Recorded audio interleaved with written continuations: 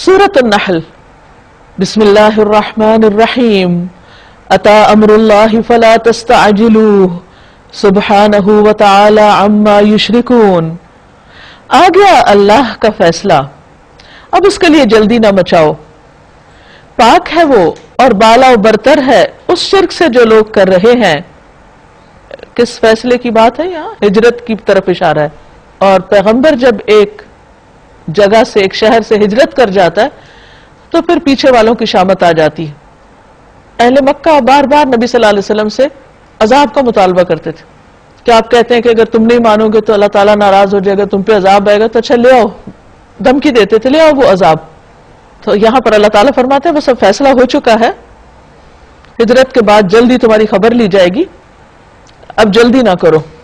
وہ اس روح کو اپنے جس بندے پر چاہتا ہے اپنے حکم سے ملائکہ کے ذریعے نازل فرما دیتا ہے، یعنی نبوت کو، وحی کو اس ہدایت کے ساتھ کہ لوگوں کو آگاہ کر دو، خبردار کر دو، انہ لا الہ الا انا فاتقون، کہ میرے سوا تمہارا کوئی معبود نہیں لہٰذا تم مجھی سے ڈرو. خلق السماوات والارض بالحق، اس نے آسمان و زمین کو حق کے ساتھ پیدا کیا.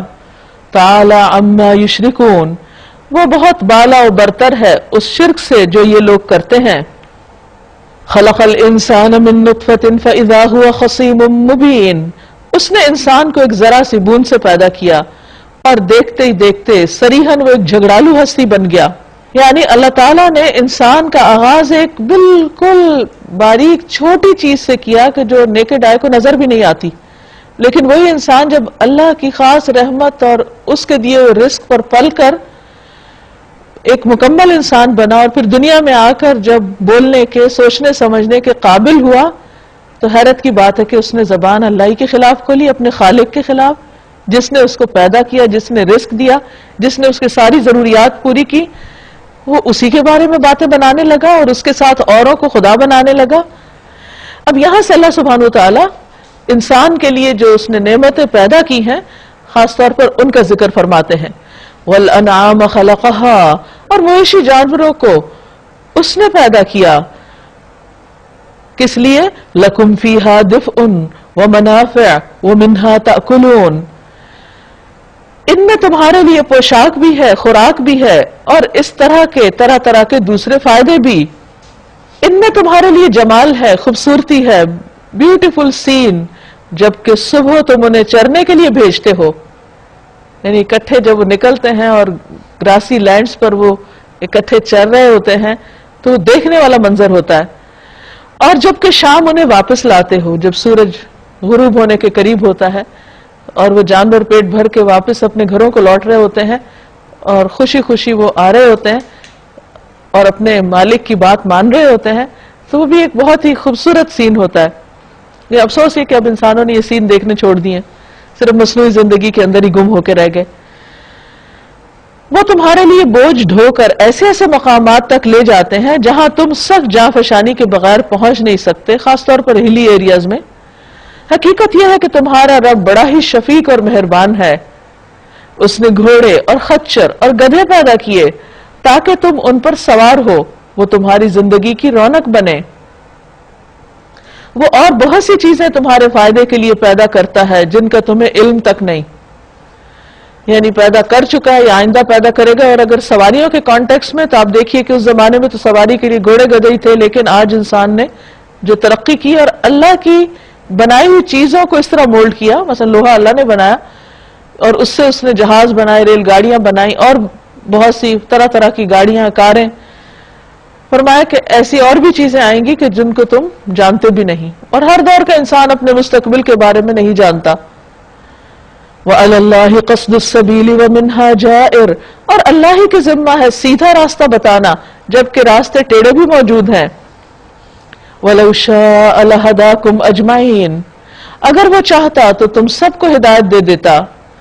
هُوَ الَّذِي أَنزَلَ مِنَ السَّمَاءِ مَاءً لَكُمْ مِنْهُ شَرَابٌ وَمِنْهُ شَجَرٌ فِيهِ تُسِيمُونَ، وہی ہے جس نے آسمان سے تمہارے لیے پانی برسایا جس سے تم خود بھی سیراب ہوتے ہو اور تمہارے جانوروں کے لیے بھی چارہ پیدا ہوتا ہے.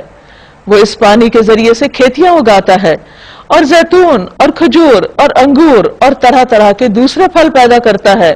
ان فی ذلک لآیۃ لقوم یتفکرون، اس میں ایک بڑی نشانی ہے ان لوگوں کے لیے جو غور و فکر کرتے ہیں.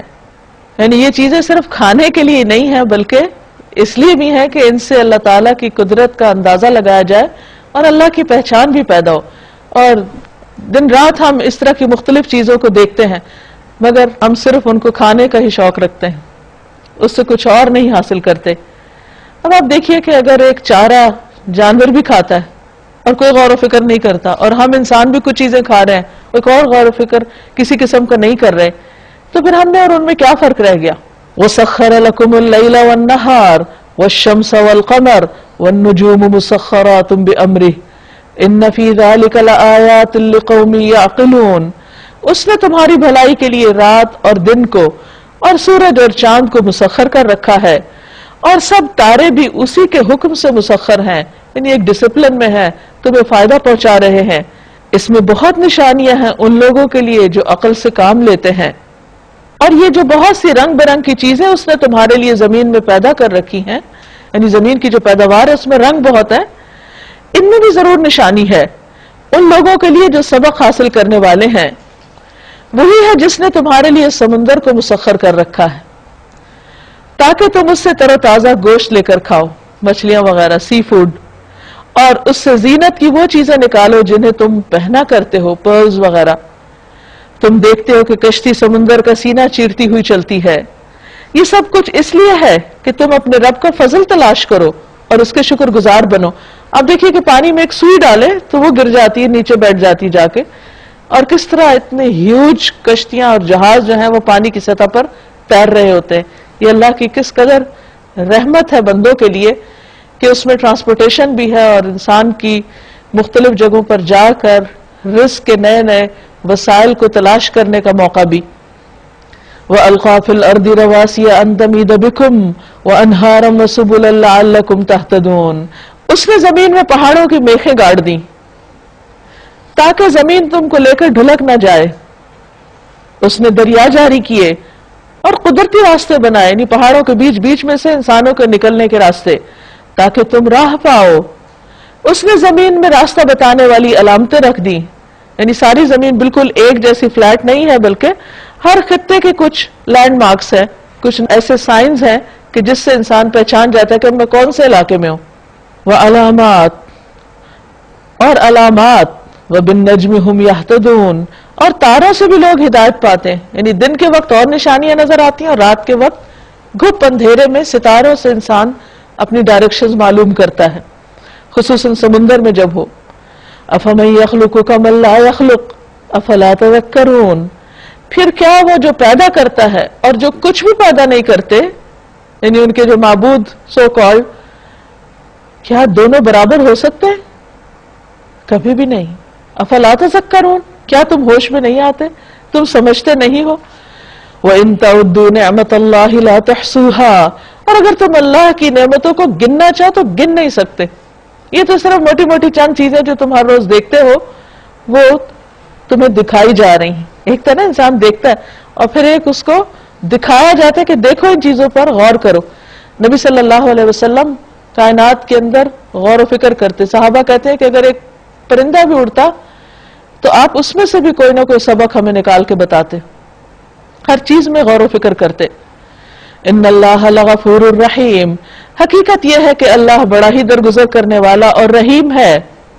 واللہ یعلم ما تسرون وما تعلنون، اور اللہ جانتا ہے جو تم چھپاتے ہو اور جو تم ظاہر کرتے ہو، اعلان کرتے ہو. اور وہ دوسری ہستیاں جنہیں اللہ کو چھوڑ کر لوگ پکارتے ہیں وہ کسی بھی چیز کی خالق نہیں، انہوں نے کچھ بھی نہیں بنایا بلکہ خود مخلوق ہیں، مردہ ہیں نہ کہ زندہ، اور ان کو کچھ معلوم نہیں کہ انہیں کب اٹھایا جائے گا. یعنی اس سے پتہ چلتا ہے کہ یہاں ان معبودوں کی تردید کی جا رہی ہے کہ جو کبھی زندہ تھے پھر مر گئے تو لوگوں نے ان سے اپنی حاجتیں پیش کرنا شروع کر دی ان کے آگے اور ان سے دعائیں کرنے لگے، حتیٰ کہ بعض لوگ ان کے آگے سجدے بھی کرنے لگے، ان کی قبروں پہ سجدے کرنے لگے. تو فرمایا کہ انہوں نے کیا پیدا کیا ہے، وہ کس چیز کے مالک ہیں، تم ان کے آگے کیوں ہاتھ پھیلاتے ہو؟ ان سے کیوں باتیں کرتے ہو؟ ان سے کیوں مانگتے ہو؟ ان کو تو اپنا بھی مستقبل نہیں پتا، تمہارا کیا بنائیں گے؟ الہکم الہ واحد، تمہارا الہ بس ایک ہی الہ ہے، ایک، جس نے پیدا کیا، جو رزق دیتا ہے، جو زندگی دیتا ہے، جو موت دیتا ہے، جس کے پاس جا کر اپنی ساری زندگی کے اعمال کا حساب دینا ہے، کیونکہ انسان کے قدم میدان حشر سے ٹل نہ سکیں گے جب تک کہ وہ چند سوالوں کے جواب نہ دے دے، جن کی تفصیلات احادیث میں آئی ہیں۔ فالذین لا یؤمنون بالآخرۃ قلوبہم منکرۃ وہم مستکبرون، مگر جو لوگ آخرت کو نہیں مانتے ان کے دلوں میں انکار بس کر رہ گیا ہے اور وہ گھمنڈ میں پڑ گئے۔ اللہ یقیناً ان سب کے کرتوت جانتا ہے، چھپے ہوئے بھی اور کھلے ہوئے بھی۔ وہ ان لوگوں کو ہرگز پسند نہیں کرتا جو غرور نفس میں مبتلا ہوں، یعنی اللہ تعالیٰ کو تکبر کرنے والے بھی پسند نہیں۔ تکبر دو طرح کا ہوتا ہے، ایک ہوتا ہے جو بندوں کے مقابلے میں کیا جاتا ہے، اور ایک وہ ہوتا ہے جو اللہ کے سامنے کیا جاتا ہے۔ بندوں کے سامنے تو انسان مال و دولت اور دنیاوی چیزوں کے ساتھ تکبر کرتا ہے کہ میں تم سے بہتر ہوں، لیکن اللہ سبحانہ و تعالیٰ کے سامنے اس کا کیا معنی ہے؟ یعنی اللہ کی بات نہ مان کر، یعنی اللہ تعالیٰ کا جو بھی علم ہے یا جو بھی حکمت ہے انسان کی اس کے مقابلے میں کتنی کا عقل ہے، کیا سمجھ ہے، کیا علم ہے۔ اب اگر کوئی شخص اللہ کے حکم کو ایک طرف چھوڑ کے اپنی عقل کی باتیں شروع کر دے یا انسانوں کی باتیں کوٹ کرے تو اس کی کیا حقیقت ہے؟ کچھ بھی نہیں، کوئی کمپیریزن ہی نہیں۔ اب ایک طرف اگر کسی کو قرآن کی آیت بتائی جا رہی ہے، دوسری طرف وہ کہے نہیں میرے خیال میں تو یوں ہونا چاہیے۔ ابھی آپ کا خیال کیا حقیقت رکھتا ہے؟ اللہ سبحانہ تعالیٰ نے یہ قرآن اپنے علم کے ساتھ اتارا ہے، اور ہمارا علم کیا ہے؟ ہم تو اپنے ماضی کو بھی بھول چکے ہیں، اور ہمیں نہیں پتا کل ہمارے ساتھ کیا ہونا ہے، ہمارا مستقبل کیا ہے۔ اپنا نہیں پتا تو ساری دنیا کے احوال کا کہاں پتا؟ تو جس کا علم ہی محدود ہے اس کی بات کیا معنی رکھتی؟ تو جب انسان اللہ کے حکم کا انکار کرتا ہے، بطر الحق کرتا ہے، تو یہ چیز اس کے لیے نقصان کا باعث ہے۔ تو اللہ تعالیٰ کو ایسے لوگ پسند ہی نہیں جو اس کے مقابلے میں اکڑے یا اپنی باتیں کرے یا اپنی روش پر جمے رہیں۔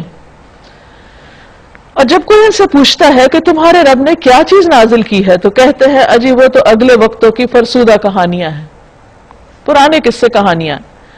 یہ باتیں وہ اس لیے کرتے ہیں کہ قیامت کے روز اپنے بوجھ بھی پورے اٹھائیں اور ساتھ ساتھ کچھ ان لوگوں کے بوجھ بھی سمیٹیں جنہیں جہالت کی بنا پر یہ گمراہ کر رہے ہیں۔ یہاں یہ بات یاد رہے کہ انسان کو جس چیز کا علم نہ ہو وہ دوسرے کو نہ بتائے، کیونکہ اگر وہ شخص اس جہالت کی بنا پر بتائی ہوئی بات پہ چلے گا تو وہ جو بھٹکے گا اس کی ذمہ داری بھی بتانے والے پہ پڑے گی۔ دیکھو کیسی سخت ذمہ داری ہے جو یہ اپنے سر لے رہے ہیں، ان سے پہلے بھی بہت سے لوگ حق کو نیچا دکھانے کے لیے ایسی مکاریاں کر چکے ہیں، تو دیکھ لو کہ اللہ نے ان کے مکر کی عمارت جڑ سے اکھاڑ پھینکی، یعنی ان کو تباہ و برباد کر دیا، اور اس کی چھت اوپر سے ان کے سر پر آ رہی اور ایسے رخ سے ان پر عذاب آیا جدھر سے اس کے آنے کا ان کو گمان تک نہ تھا۔ وہ اپنے آپ کو محفوظ سمجھتے تھے لیکن جب عذاب آیا تو کہیں بھاگ کر بھی نہ جا سکے۔ پھر قیامت کے دن اللہ ان کو ذلیل و رسوا کرے گا اور ان سے کہے گا بتاؤ اب کہاں ہے میرے وہ شریک جن کے لیے تم جھگڑے کیا کرتے تھے؟ قال الذین اوتوا العلم ان الخزي اليوم والسوء علی الکافرین، جن لوگوں کو دنیا میں علم حاصل تھا وہ کہیں گے آج رسوائی اور بدبختی ہے کافروں کے لیے، ہاں انہی کافروں کے لیے جو اپنے نفس پر ظلم کرتے ہوئے جب ملائکہ کے ہاتھوں گرفتار ہوتے ہیں، یعنی یکا یک موت کا فرشتہ ان کو آ کے پکڑ لیتا ہے تو وہ سرکشی چھوڑ کر فوراً ڈگے ڈال دیتے ہیں اور کہتے ہیں ہم تو کوئی قصور نہیں کر رہے تھے، یعنی اس وقت بالکل مسکین بن جاتے ہیں اور سرنڈر کر دیتے ہیں۔ ملائکہ جواب دیتے ہیں کر کیسے نہیں رہے تھے، اللہ تمہارے کرتوتوں سے خوب واقف ہے، اب جاؤ جہنم کے دروازوں میں گھس جاؤ، وہیں تم کو ہمیشہ رہنا ہے، بس حقیقت یہ ہے کہ بڑا ہی برا ٹھکانہ ہے متکبروں کے لیے۔ تو یہاں سے ایک بہت اہم بات پتہ چلتی ہے، وہ یہ کہ انسان دنیا میں اپنی آزادی کو انجوائے کر رہا ہے، اپنی مرضی سے کھاتا ہے، پیتا ہے، سوتا ہے، جاگتا ہے، بولنے کی بھی آزادی ہے، جس کو جو جی چاہے کہہ دیتا ہے، اللہ کی عبادت کرے یا نہ کرے، تو خوب اپنی آزادی انجوائے کر رہا ہے، لیکن یہ زیادہ دن کے لیے نہیں ہے آزادی. انسان اسی حال میں گھوم پھر رہا ہوتا ہے کہ اچانک موت کے فرشتے آ جاتے ہیں، اور وہ ایسے ہی جیسے کوئی پولیس مین ہو، رنگے ہاتھوں پکڑ لے کسی مجرم کو. تو اللہ کی نافرمانیاں کرتے ہوئے ایسے لوگوں کو اچانک آ کے ایسے گرفتار کرتے ہیں کہ ان کی جان نکال کے ہی چھوڑتے ہیں، اور اس کے لیے وہ آگے ہاتھ بڑھاتے ہیں اور جان ان کی بچ رہی ہوتی ہے اور ادھر ادھر دوڑ رہی ہوتی ہے، لیکن وہ ہر چیز نکال کے لے جاتے ہیں جس کا اللہ حکم دیتا ہے، اور پھر اس کے ساتھ ان سے بات چیت بھی کر رہے ہوتے ہیں کہ یہ تم سب کر کیوں رہے تھے ایسے. وہ کہتے ہیں ہم کچھ نہیں کر رہے تھے، ان سے جھوٹ بولنا شروع کر دیتے، جیسے کسی مجرم کو کوئی پکڑے اور پوچھے کہ تم یہ غلط کام کیوں کر رہے تھے، اور وہ صاف مکر جائے اور انکار کرے کہ میں تو نہیں کر رہا تھا. تو جو لوگ دنیا میں جھوٹ بولتے رہتے ہیں، یہ جھوٹ کی بنیاد پر اپنی زندگی گزار رہے ہیں، وہ مرتے وقت اور مرنے کے بعد بھی جھوٹ سے مدد لینے کی کوشش کریں گے، لیکن اس وقت ان کی آزادی ختم ہو چکی ہوگی. وَقِيلَ لِلَّذِينَ اتَّقَوْا مَاذَا أَنزَلَ رَبُّكُمْ. دوسری طرف جب تقوی والوں سے پوچھا جاتا ہے کہ وہ کیا چیز ہے جو تمہارے رب نے نازل کی، قَالُوا خَيْرًا، تو جواب دیتے ہیں بہترین چیز اتری ہے، یعنی اللہ نے قرآن کی شکل میں جو اتارا ہے بہت ہی اچھا ہے. اس طرح نیکوکار لوگوں کے لیے اس دنیا میں بھی بھلائی ہے، یعنی ایسے لوگوں کے لیے جو یہ جواب دیں کہ اللہ نے جو اتارا ہے سچ اتارا ہے، اچھا ہے، ہماری بھلائی ہے اس میں، تو ان کو اللہ تعالیٰ صرف آخرت میں نہیں دنیا میں بھی بھلائی عطا کرتا ہے، ان کے لیے خیر و بھلائی نیکی کے مزید مواقع ان کو دیتا ہے. وَلَدَارُ الْآخِرَةِ خَيْرٌ، اور البتہ آخرت کا گھر تو بہتر ہے ہی. وَلَنِعْمَ دَارُ الْمُتَّقِينَ، اور البتہ کتنا اچھا گھر ہے متقی لوگوں کا، اللہ سے ڈرنے والوں کا. جنات عدن يدخلونها، ہمیشہ کی جنتیں جس میں وہ داخل ہوں گے، تجری من تحتها الانہار، جن کے نیچے نہریں بہہ رہی ہوں گی، اور سب کچھ وہاں عین ان کی خواہش کے مطابق ہوگا. یہ ہے جنت کی تعریف. جو لوگ اس دنیا میں اپنے اوپر روک لگا لیتے ہیں، ایک ڈسپلن کے ساتھ زندگی بسر کرتے ہیں، اللہ کی نافرمانی سے پرہیز کرتے ہیں، کل جب اللہ سے ملاقات کریں گے تو اللہ سبحانہ وتعالیٰ ان کو ہمیشہ کے لیے اپنی مرضی کے مطابق، خوشی کے مطابق رہنے کا موقع جنت کی صورت میں عطا کریں گے.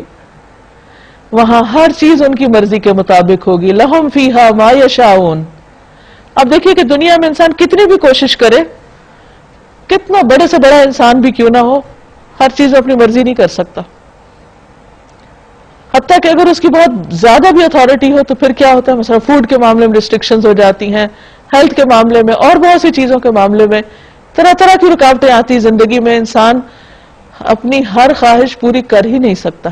کہتے ہیں نا ہزاروں خواہشیں ایسی کہ ہر خواہش پہ دم نکلے، بہت نکلے مگر میرے ارمان کم نکلے.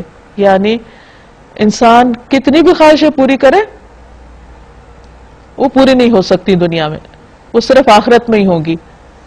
کذالک یجزی اللہ المتقین، اسی طرح اللہ متقی لوگوں کو جزا دیتا ہے.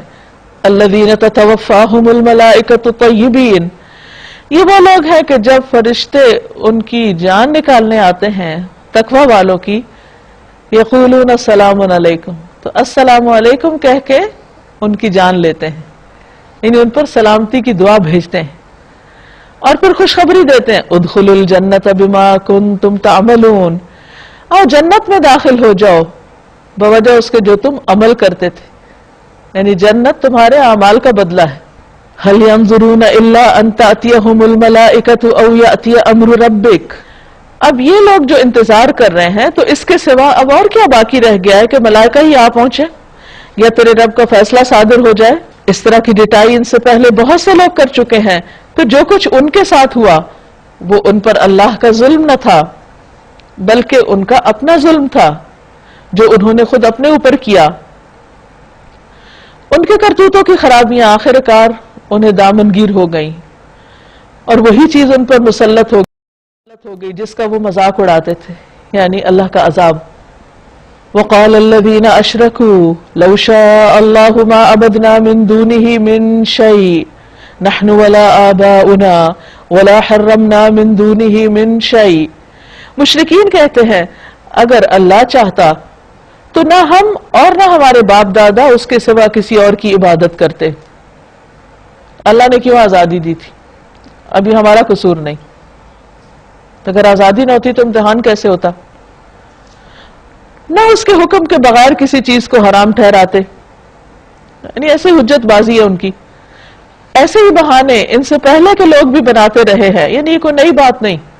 اللہ کی مشیت کا بہانہ کر کے لوگ اپنی منمانی کرنا چاہتے ہیں. تو کیا رسولوں پر صاف صاف بات پہنچا دینے کے سوا اور بھی کوئی ذمہ داری ہے؟ یعنی لوگ تو اس طرح کی باتیں کرتے رہیں گے لیکن پیغمبر کا کام کیا حق بتا دے اور پھر ان کو ان کی مرضی پہ چھوڑ دے. وَلَقَدْ بَعَثْنَا فِي كُلِّ أُمَّةٍ رَسُولًا ہم نے ہر امت میں ایک رسول بھیج دیا اور اس کے ذریعے سے سب کو خبردار کر دیا کہ اعبدوا اللہ واجتنبوا الطاغوت. یہ تھا ہر پیغمبر کا بنیادی میسج کہ اللہ کی بندگی کرو اور طاغوت کی بندگی سے بچو. یعنی شیطان کے پیچھے مت چلو. اس کے بعد ان میں سے کسی کو اللہ نے ہدایت بخشی اور کسی پر گمراہی مسلط ہو گئی. یعنی ہر پیغمبر کے آنے کے بعد قوم دو حصوں میں بٹ گئی. کچھ ماننے والے تھے اور کچھ انکار کرنے والے. پھر ذرا زمین میں چل پھر کر دیکھ لو کہ جھٹلانے والوں کا انجام کیا ہو چکا. یعنی پھر دو انجام مختلف طرح کے سامنے آئے. جیسے دو طرح کے لوگ تھے اسی طرح دو طرح کے انجام. ایک کامیاب ہونے والے اور دوسرے ناکام ہونے والے. اے محمد صلی اللہ علیہ وسلم آپ چاہے ان کی ہدایت کے لیے کتنے بھی حریص ہوں مگر اللہ جس کو بھٹکا دیتا ہے پھر اسے ہدایت نہیں دیتا. اور اس طرح کے لوگوں کی کوئی مدد نہیں کر سکتا کیونکہ وہ اصل میں مدد چاہتے بھی نہیں اور ہدایت پسند بھی نہیں کرتے. تو اللہ تعالیٰ کا یہ قاعدہ نہیں کہ زبردستی کسی کو ہدایت دے، اس پر جبر کرے. یہ لوگ اللہ کے نام سے کڑی کڑی قسمیں کھا کر کہتے ہیں کہ اللہ کسی مرنے والے کو پھر سے زندہ کر کے نہیں اٹھائے گا. یہ بھی وہ اپنے طور پہ کیے جا رہے ہیں. ان کے پاس کوئی دلیل نہیں ہے اس کی. اٹھائے گا کیوں نہیں؟ یہ تو ایک وعدہ ہے جسے پورا کرنا اس نے اپنے اوپر واجب کر لیا ہے مگر اکثر لوگ جانتے نہیں. اور ایسا ہونا اس لیے ضروری ہے کہ اللہ ان کے سامنے اس حقیقت کو کھول دے جس کے بارے میں وہ اختلاف کر رہے ہیں اور منکرین حق کو معلوم ہو جائے کہ وہ جھوٹے تھے. رہا اس کا امکان تو ہمیں کسی چیز کو وجود میں لانے کے لیے اس سے زیادہ کچھ نہیں کرنا ہوتا کہ اسے حکم دے کہ ہو جا اور بس وہ ہو جاتی ہے. والذین ہاجروا فی اللہ من بعد ما ظلموا لنبوئنہم فی الدنیا حسنا ولأجر الآخرۃ اکبر لو کانوا یعلمون. جو لوگ ظلم سہنے کے بعد اللہ کی خاطر ہجرت کر گئے یعنی اپنے گھر بار چھوڑ گئے. کہتے ہیں کہ اشارہ ہے ان لوگوں کی طرف جو حبشہ کی طرف چلے گئے تھے. ان کو ہم دنیا میں ہی اچھا ٹھکانہ دیں گے. یعنی وہاں پھر وہ امن سے رہنے لگے. مشرکین مکہ کے ظلم و ستم سے بچ گئے. اور آخرت کا اجر تو بہت بڑا ہے. یعنی جو جتنی بڑی قربانی کرے گا اس کو اتنا بڑا صلہ ملے گا. کاش جان لے وہ مظلوم جنہوں نے صبر کیا ہے اور جو اپنے رب کے بھروسے پر کام کر رہے ہیں. کیا جان لیں کہ ان کا انجام کتنا اچھا ہوگا. وَمَا أَرْسَلْنَا مِن قَبْلِكَ إِلَّا رِجَالًا نُوحِي إِلَيْهِمْ فَاسْأَلُوا أَهْلَ الذِّكْرِ إِن كُنتُمْ لَا تَعْلَمُونَ. ہم نے آپ سے پہلے جب بھی کبھی رسول بھیجے آدمی ہی بھیجے ہیں یعنی مرد ہی بھیجے ہیں جن کی طرف ہم اپنے پیغامات وحی کیا کرتے ہیں. یعنی اللہ تعالیٰ خود ہی چنتا ہے اور پھر خود ہی ان کو پیغام دیتا ہے. اہل ذکر سے پوچھ لیجئے یعنی علماء اہل کتاب سے اگر تم لوگ خود نہیں جانتے. یعنی کنفرم کر لیجئے کہ کیا پہلے بھی کبھی رسول آئے تھے یا نہیں. تو ظاہر ہے کہ پچھلی کتابوں میں بھی بہت سے رسولوں کا ذکر ملتا ہے. پچھلے رسولوں کو بھی ہم نے روشن نشانیاں اور کتابیں دے کر بھیجا تھا اور اب یہ ذکر تم پر نازل کیا ہے. کس لیے؟ وَأَنزَلْنَا إِلَيْكَ الذِّكْرَ لِتُبَيِّنَ لِلنَّاسِ مَا نُزِّلَ إِلَيْهِمْ تاکہ تم لوگوں کے سامنے اس تعلیم کی تشریح کرو وضاحت کرو جو ان کے لیے اتاری گئی. یعنی نبی صلی اللہ علیہ وسلم کو قرآن مجید اس لیے دیا گیا کہ آپ عملی نمونے سے اور اپنی گفتگو کے ذریعے لوگوں کو اس قرآن پر عمل کرنا سکھائیں. یعنی کچھ چیزیں کر کے دکھائیں اور کچھ بتائیں. اب مثلا قرآن مجید میں نماز کا حکم ہے. اب اس کا عملی طریقہ قرآن مجید میں نہیں لکھا ہوا لیکن فرض ہے دن میں 5 دفعہ پڑھی جاتی. تو وہ کیا طریقہ تھا جس پر آپ نے اس فرض کو ادا کیا تو آپ نے اس کو وضاحت کر کے دکھائی اور لوگوں نے اس کو لیا اور پھر اس پر عمل کیا. اسی طرح زکوٰۃ کا حکم ہے، لیکن کب دینی ہے، کتنی دینی ہے، یہ سب باتیں ہمیں نبی صلی اللہ علیہ وسلم سے ہی ملتی ہیں. اسی طرح مثلا نکاح ہے، قتل کا قصاص ہے، اور بہت سے احکامات ہیں جن کا حکم تو ہمیں قرآن مجید میں ملتا ہے، لیکن تفصیلات نہیں ملتی کہ کرنا کیسے. یعنی یہ تو ہے what to do، لیکن how to do یہ نبی صلی اللہ علیہ وسلم کی وضاحت سے، چاہے وہ قولی ہو چاہے فعلی، اس سے پتہ چلتی ہے. وَلَعَلَّهُمْ يَتَفَكَّرُونَ، اور تاکہ لوگ خود بھی غور و فکر کریں. پھر کیا وہ لوگ جو نبی صلی اللہ علیہ وسلم کی مخالفت میں بدتر سے بدتر چالیں چل رہے ہیں، اس بات سے بالکل ہی بے خوف ہو گئے ہیں کہ اللہ ان کو زمین میں دھنسا دے، یا ایسے گوشے سے ان پر عذاب لے آئے جدھر سے آنے کا ان کو وہم و گمان تک نہ ہو، یا اچانک چلتے پھرتے ان کو پکڑ لے، یا ایسی حالت میں انہیں پکڑے جبکہ انہیں خود آنے والی مصیبت کا کھٹکا لگا ہوا ہو اور وہ اس سے بچنے کی فکر میں چوکنے ہوں. وہ جو کچھ بھی کرنا چاہے، یہ لوگ اس کو عاجز کرنے کی طاقت نہیں رکھتے. حقیقت یہ ہے کہ تمہارا رب بڑا ہی نرم خو اور رحیم ہے. اولم يروا الى ما خلق الله من شيء يتفيأ ظلاله عن اليمين والشمائل سجدا لله وهم داخرون، اور کیا یہ لوگ اللہ کی پیدا کی ہوئی کسی چیز کو بھی نہیں دیکھتے کہ اس کا سایہ کس طرح اللہ کے حضور سجدہ کرتے ہوئے دائیں اور بائیں گرتا ہے. کیا خوبصورت بات ہے. کبھی سایہ دیکھ کے ہمیں یہ خیال نہیں آتا کہ یہ سایہ سجدے میں پڑا ہوا ہے.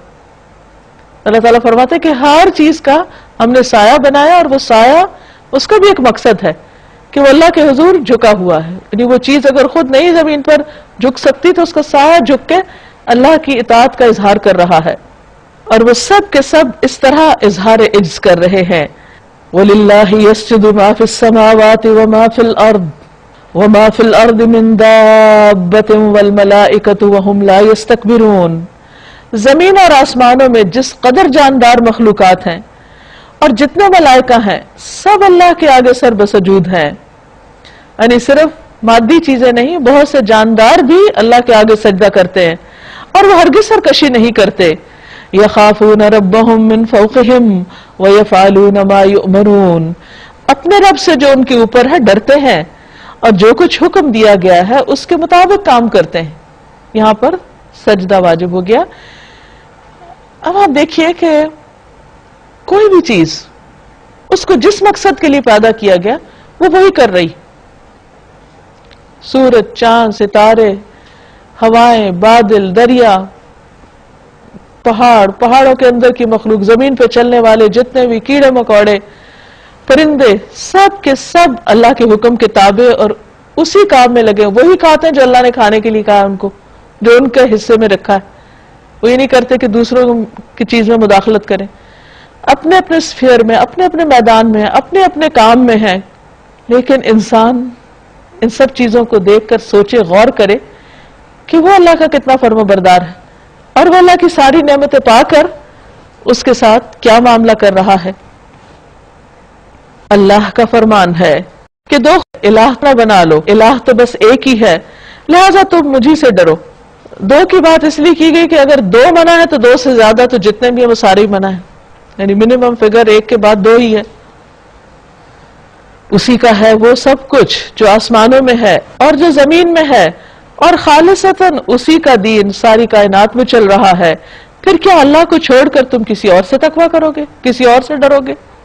وَمَا بِكُم مِّن نِّعْمَةٍ فَمِنَ اللَّهِ، تم کو جو نعمت بھی حاصل ہے اللہ ہی کی طرف سے ہے.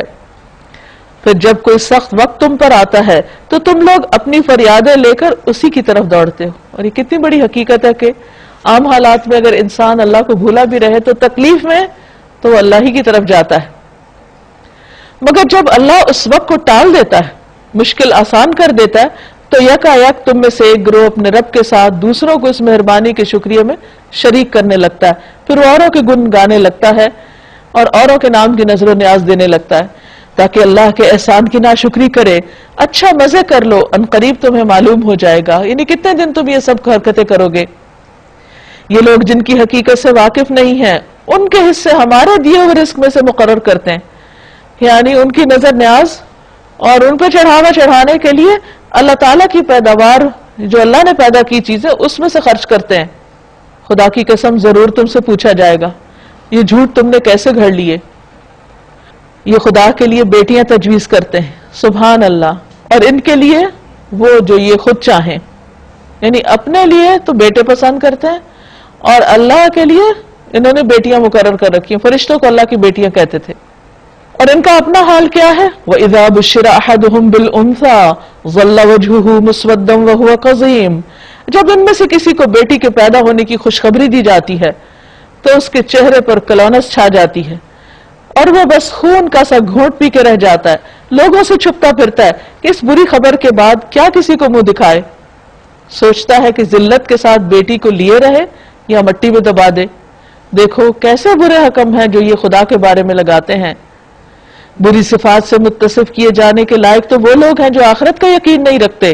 رہا اللہ تو اس کے لیے سب سے برتر صفات ہے, وہی سب پر غالب اور حکمت میں کامل ہے.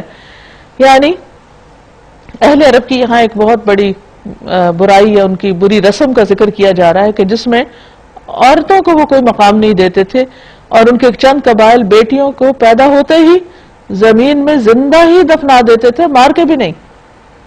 اور یہ انتہائی وحشیانہ اور ظالمانہ رسم تھی ان کی. فرمایا کہ تم اپنے کام دیکھو کہ کر کیا رہے ہو, اور قیامت کے دن ان سب چیزوں کے بارے میں سوال کیا جائے گا, تم سے حساب ہوگا. یہ اللہ کی مخلوق ہے, تمہیں مارنے کا حق کس نے دیا؟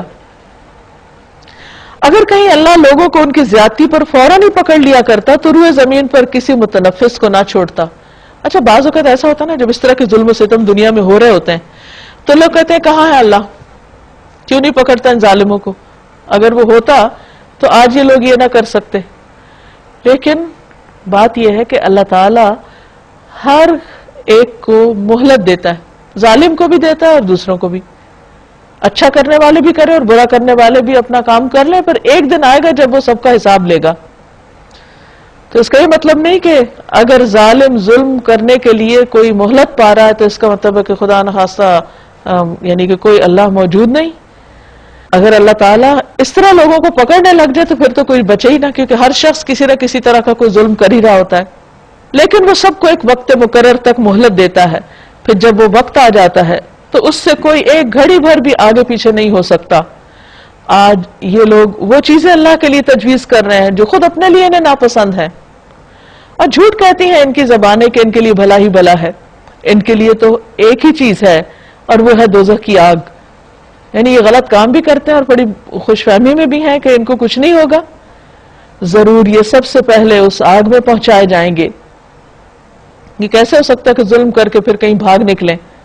اللہ کی قسم آپ سے پہلے بھی بہت سی قوموں میں ہم رسول بھیج چکے ہیں, اور پہلے بھی یہی ہوا کہ شیطان نے ان کے برے کرتوت انہیں خوشنما بنا کے دکھائے اور رسولوں کی بات انہوں نے مانگ کے نہ دی. وہی شیطان آج ان لوگوں کا بھی سرپرست بنا ہوا ہے اور یہ دردناک سزا کے مستحق بن رہے ہیں.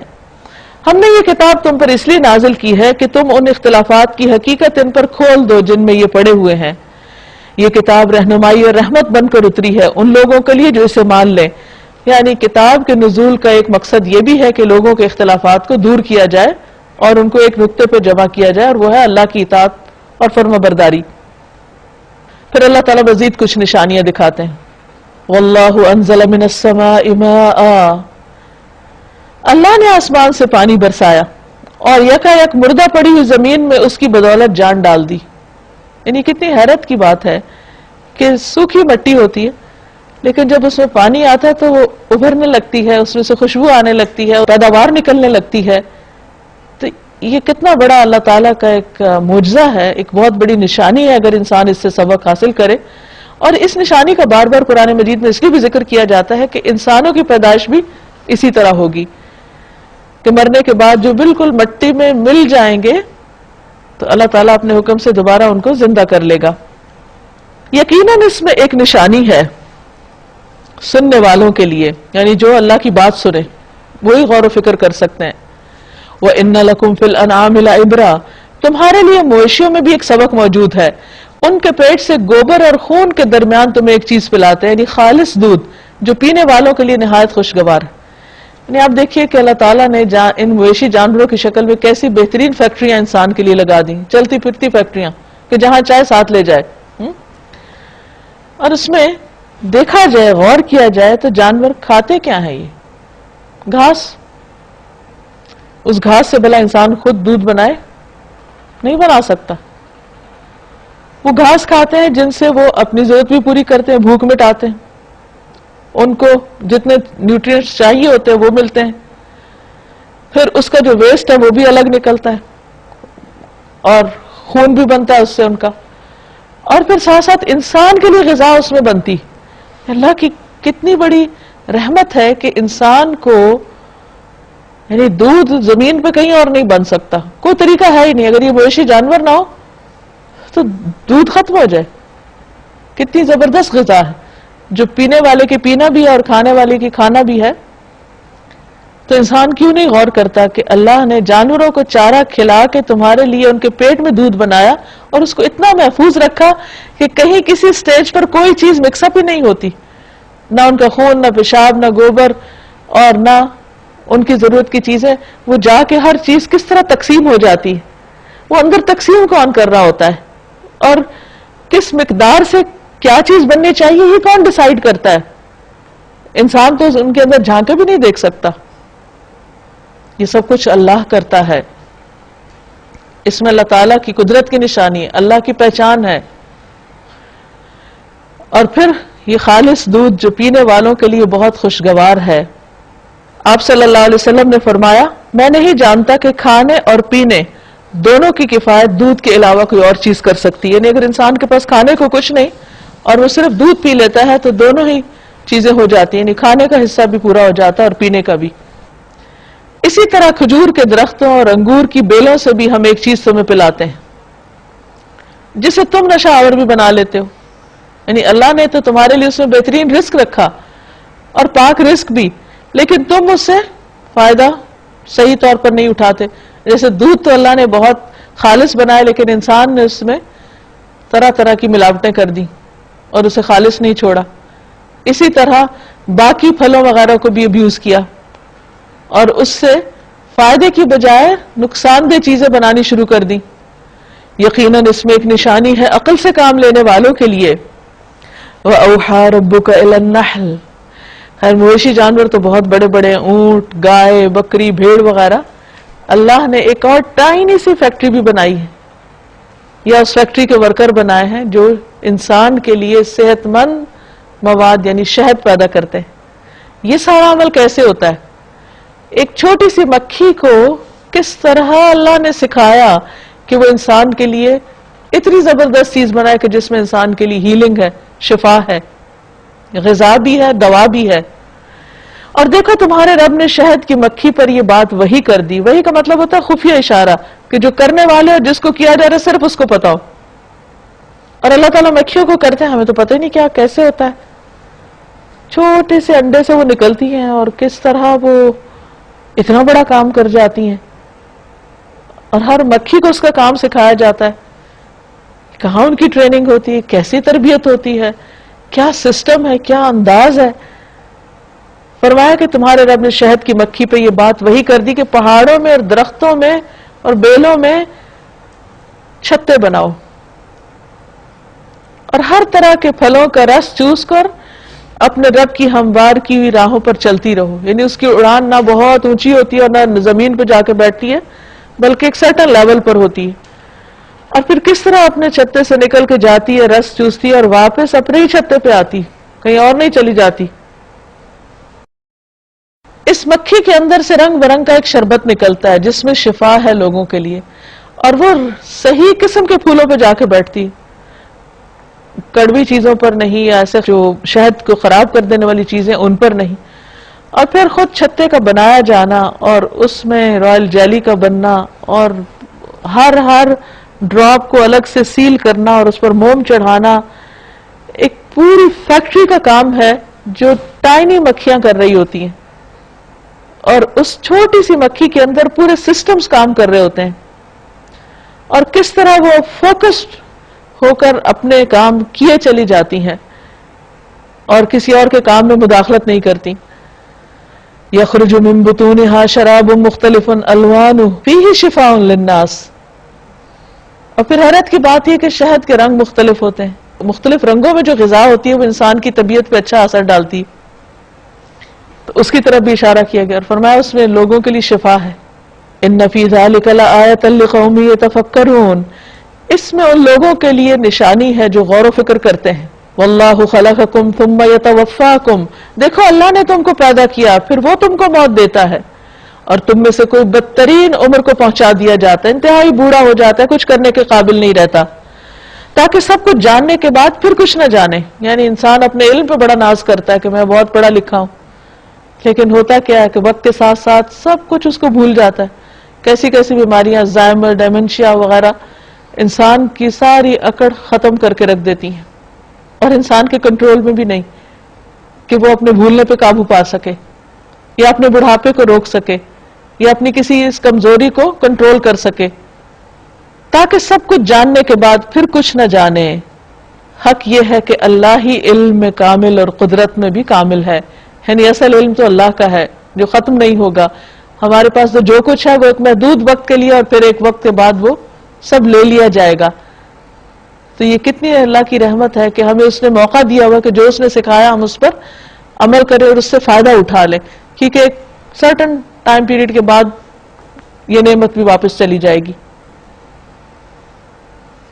اور دیکھو اللہ نے تم میں سے بعض کو بعض پر رزق میں فضیلت عطا کی، یہ اللہ کی تقسیم ہے اور انسان اس کو ختم نہیں کر سکتا. پھر جن لوگوں کو یہ فضیلت دی گئی ہے وہ ایسے نہیں کہ اپنا رزق اپنے غلاموں کی طرف پھیر دیا کرتے ہوں تاکہ دونوں اس رزق میں برابر کے حصے دار بن جائیں. تو کیا اللہ ہی کا احسان ماننے سے لوگوں کو انکار ہے؟ یعنی اگر اپنا رزق اپنے غلاموں کو نہیں دیتے کہ وہ ان کے برابر نہ ہو جائے، تو یہ کیسے ہو سکتا ہے کہ اللہ کی کائنات جو ساری اللہ ہی جس کا مالک ہے اس میں یہ اوروں کو شریک کر لیتے ہیں. اور وہ اللہ ہی ہے جس نے تمہارے لیے تمہاری ہم جنس بیویاں بنائی، یعنی انسان کو جوڑا انسان سے پیدا کیا، کسی جن سے یا کسی اور جانور سے نہیں، تو زندگی کتنی دوبھر ہو جاتی. اور اسی نے ان بیویوں سے تمہیں بیٹے اور پھر بیٹوں کے بعد پوتے عطا کیے. یعنی ایک طرف تو بیویوں کی قدردانی، اور پھر ان کے ذریعے اللہ نے جو سکون دیا اور پھر ان سے جو مزید نعمتیں عطا کی اور اچھی اچھی چیزیں تمہیں کھانے کو دی. پھر کیا یہ لوگ یہ سب کچھ دیکھتے جانتے باطل کو مانتے ہیں؟ یعنی بے حقیقت باتیں مانتے ہیں جن کی کوئی دلیل ہی نہیں، اور یہ سمجھتے ہیں کہ ان کی قسمتیں کسی اور کے ہاتھ میں ہیں، اولاد کوئی اور دیتا ہے، روزگار کوئی اور دیتا ہے، سورج کا کوئی اور خدا ہے اور چاند کا کوئی اور ہے اور رزق کی دیوی کوئی اور ہے. یہ کہاں سے یہ باتیں آ گئیں؟ یہ سب کچھ تو اللہ کے احسانات ہیں. وَيَعْبُدُونَ مِن دُونِ اللَّهِ مَا لَا يَمْلِكُ لَهُمْ رِزْقًا مِّنَ السَّمَاوَاتِ وَالْأَرْضِ شَيْئًا وَلَا يَسْتَطِيعُونَ. اور یہ لوگ اللہ کو چھوڑ کر ان کو پوچھتے ہیں جن کے ہاتھ میں نہ آسمانوں سے انہیں کچھ رزق دینا ہے اور نہ زمین سے، کیونکہ ان کا جو اختیاری کچھ نہیں، وہ کیا دے سکتے ہیں، لیکن پھر بھی یہ لوگ ان کی طرف مائل ہیں، اور نہ یہ کام وہ کر ہی سکتے ہیں. بس اللہ کے لیے مثالیں نہ گھڑو، اللہ سب کچھ جانتا ہے اور تم نہیں جانتے. ان اللہ یعلم وانتم لا تعلمون. یعنی اللہ کے لیے مثالوں کا مطلب کیا ہے کہ اللہ کو کسی عام بادشاہ کی طرح مت سمجھو، یا اللہ تعالیٰ کی صفات کو عام انسانوں کی صفات پر قیاس مت کرو، وہ ان سب سے بالا و برتر ہے. مثلا اللہ تعالیٰ کی کچھ ایسی صفات ہیں جن میں بظاہر یوں لگتا ہے جیسے بندوں کے اندر بھی کچھ ہے، اللہ دیکھتا ہے تو کوئی کہے انسان بھی دیکھتا ہے. یہ صرف لفظی مماثلت ہے. اللہ کا دیکھنا اور بندے کا دیکھنا دو مختلف چیزیں ہیں. وہ ظاہر، باطن، ماضی، مستقبل ہر چیز دیکھتا ہے، اور بندہ کیا دیکھتا ہے؟ اور کچھ ہی عرصے کے بعد وہ دیکھنا میں اس میں بھی کمی ہو جاتی، اور بغیر کسی آلے کے وہ مزید دیکھ ہی نہیں سکتا. پھر فرمایا ضرب اللہ مثلا عبدا مملوکا لا يقدر على شيء ومن رزقناه منا رزقا حسنا فهو ينفق منه سرا وجهرا. اللہ ایک مثال دیتا ہے. ایک تو ہے غلام جو دوسرے کا مملوک ہے اور خود کوئی اختیار نہیں رکھتا، دوسرا شخص ایسا ہے جسے ہم نے اپنی طرف سے اچھا رزق عطا کیا ہے اور وہ اس میں سے کھلے اور چھپے خوب خرچ کرتا ہے، یعنی ایک صاحب اختیار ہے اور ایک بے اختیار. بتاؤ کیا یہ دونوں برابر ہیں؟ الحمدللہ، سب تعریف اللہ کے لیے ہے. بل اکثرہم لا یعلمون، بلکہ ان میں سے اکثر بات جانتے ہی نہیں، یعنی وہ اس فرق کو محسوس ہی نہیں کرتے. وضرب اللہ مثل الرجلین احدہما ابکم لا يقدر على شیء وهو کل على مولاہ. اللہ ایک اور مثال دیتا ہے، دو آدمی ہیں، ایک گنگا بہرا ہے، کوئی کام نہیں کر سکتا، اپنے آقا پر بوجھ بنا ہوا ہے، جدھر بھی وہ اسے بھیجے کوئی بھلا کام اس سے بن نہ آئے. دوسرا شخص ایسا ہے کہ انصاف کا حکم دیتا ہے اور خود راہ راست پر قائم ہے. بتاؤ کیا یہ دونوں یکساں ہیں؟ ہرگز بھی نہیں. تو جب انسانوں میں اتنے بڑے بڑے فرق ہیں تو خالق اور مخلوق میں کتنا بڑا فرق ہو سکتا ہے. اور زمین و آسمان کے پوشیدہ حقائق کا علم تو اللہ ہی کو ہے، چھپی ہوئی باتوں کا علم انسانوں کو نہیں. اور قیامت کے برپا ہونے کا معاملہ کچھ زیادہ دیر نہ لے گا، مگر بس اتنی کہ جتنی دیر میں آدمی کی پلک جھپک جائے اور قیامت واقع ہو چکی ہوگی. یعنی اللہ تعالیٰ کو قیامت لانے کے لیے کوئی مزدور بلانے کی ضرورت نہیں کہ جو آسمان کو توڑے اور پہاڑوں کو توڑے اور پانی کے ساتھ کچھ کرے، ایک لمحے میں سب کچھ ہو جائے گا. بلکہ اس سے بھی کچھ کم، پلک جھپکنے سے بھی تھوڑی دیر میں قیامت آئے گی.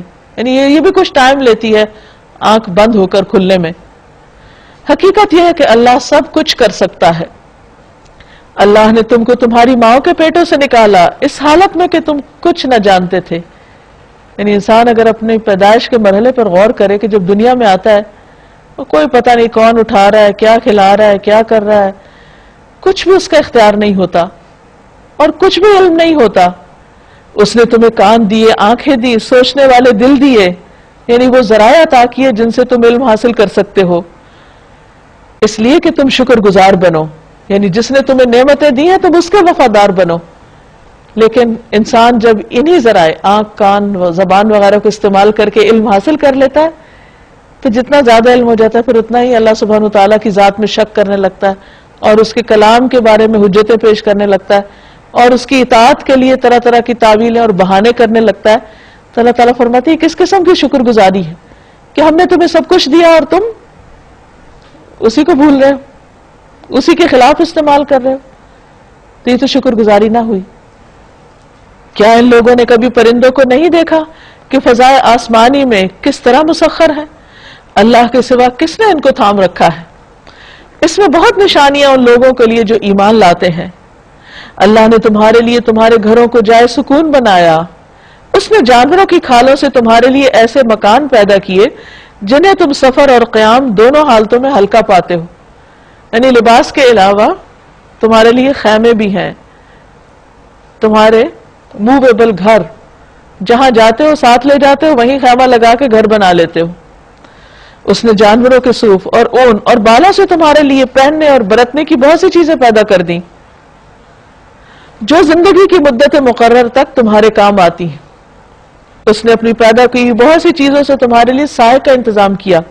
یہ سایہ بھی اللہ کی بڑی نعمت ہے، خاص طور پر وہاں جہاں دھوپ تیز ہو، صحرا ہو، گرمی ہو اور کوئی درخت نہ ہو اور کوئی آڑ اوٹ نہ ہو، تو کس طرح کوئی غار، کوئی کھو، کوئی بھی چیز جو سایہ دے انسان کے لیے ایک بہت بڑی نعمت ہوتی ہے. تو اس نعمت کا ذکر کیا جا رہا ہے. پہاڑوں میں تمہارے لیے پناہ گاہیں بنائیں، اور پہاڑوں میں صرف پناہ گاہیں نہیں بلکہ ان کا ٹیمپریچر اتنا اچھا ہوتا ہے کہ انسان کے لیے وہ باہر کی گرمی سے ایک بہت بڑی عافیت کی جگہ ہوتی.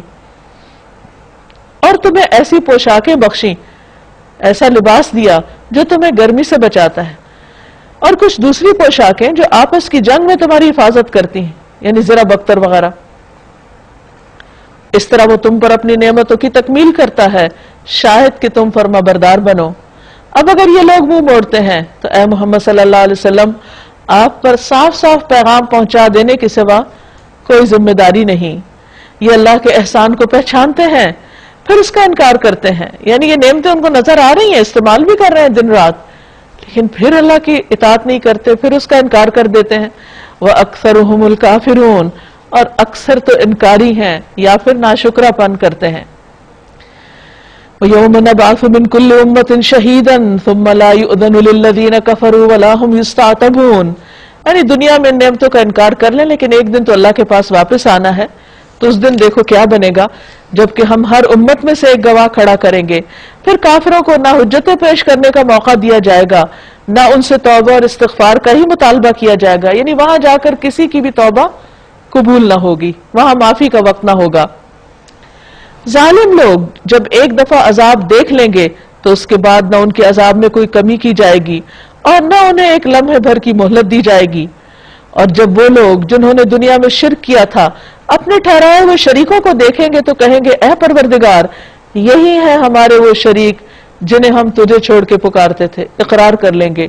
اس پر ان کے وہ معبود انہیں صاف جواب دیں گے تم جھوٹے ہو. اس وقت یہ سب اللہ کے آگے جھک جائیں گے اور ان کی وہ ساری افترا پردازیاں رفو چکر ہو جائیں گی جو دنیا میں کرتے رہے. یعنی وہ سب باتیں تعویلیں غلط ثابت ہو جائیں گی. جو وہ کہتے تھے یہ تو ہمیں اللہ کے قریب کرتے ہیں اور یہ اللہ کی طرف جانے کا وسیلہ ہے اور یہ ہمیں قیامت کے دن ہماری شفاعت کریں گے، سب باتیں جھوٹی نکلیں گی.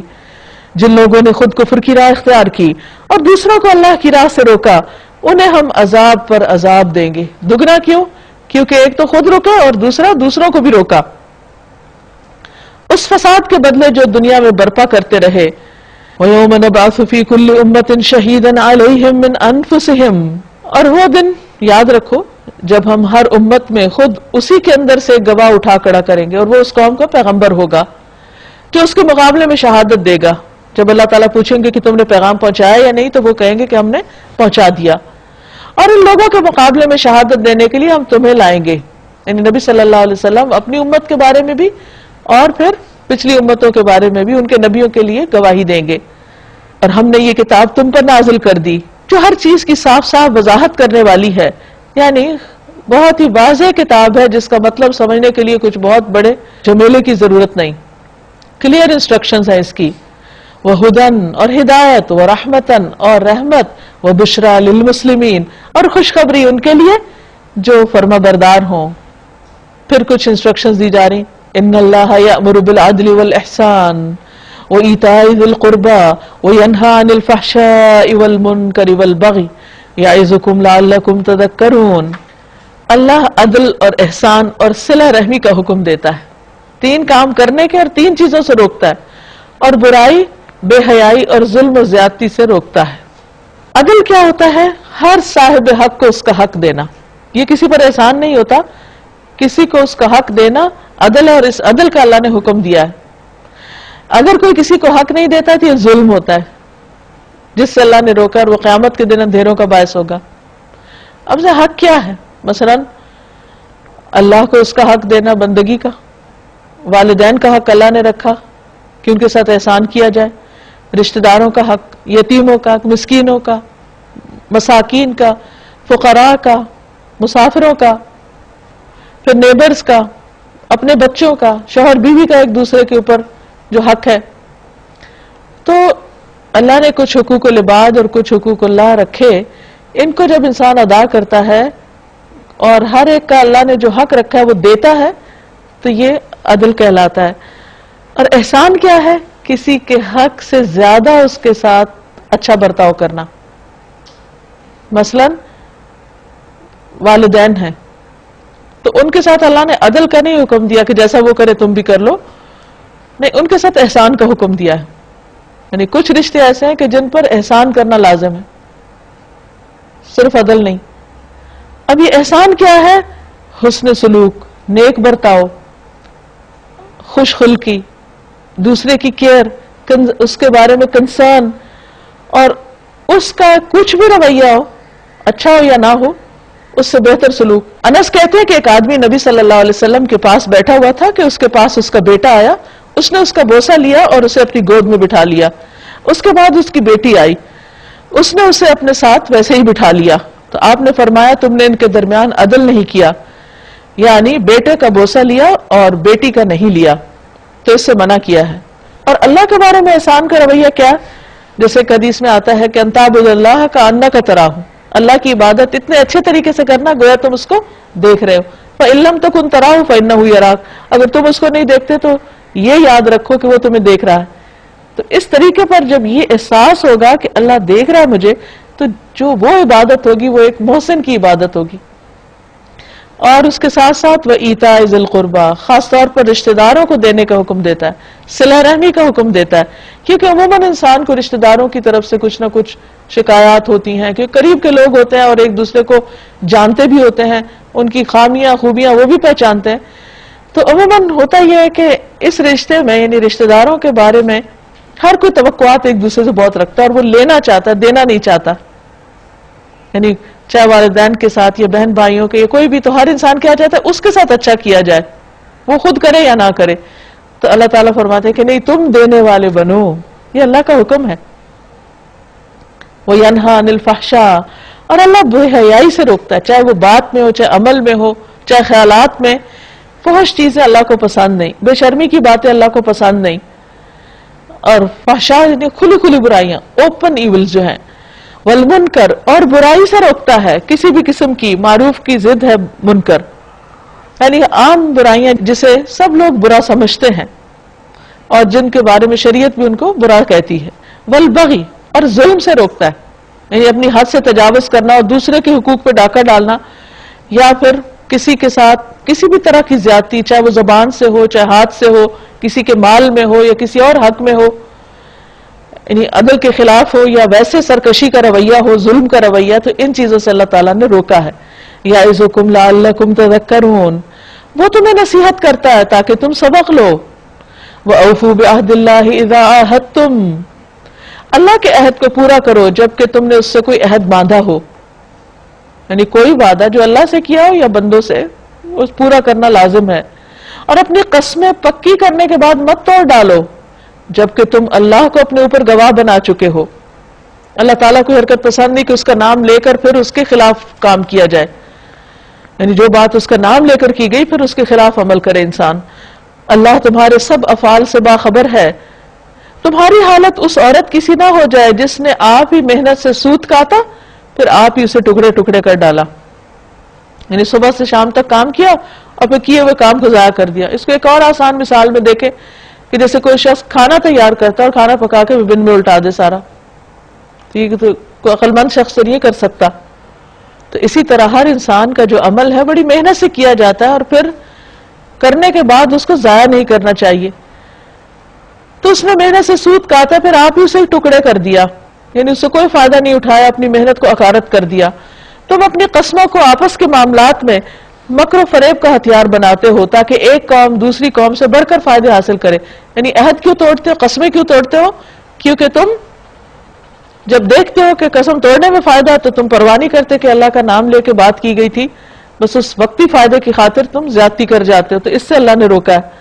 حالانکہ اللہ اس عہد و پیمان کے ذریعے سے تم کو آزمائش میں ڈالتا ہے.